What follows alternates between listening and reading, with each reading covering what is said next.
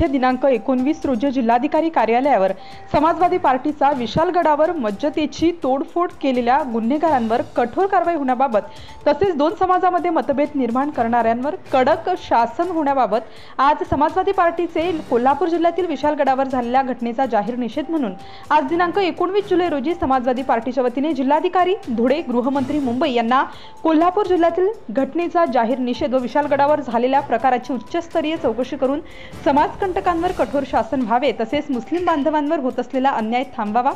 कुठेतरी दोन समाजामध्ये मतभेद होऊ नये याची दखल घ्यावी व गुन्हेगारांना कठोर शासन व्हावे या मागणीसाठी आज समाजवादी पार्टीचे पदाधिकारी रस्त्यावर उतरले होते. Subscribe now and press the bell icon. Never miss an update.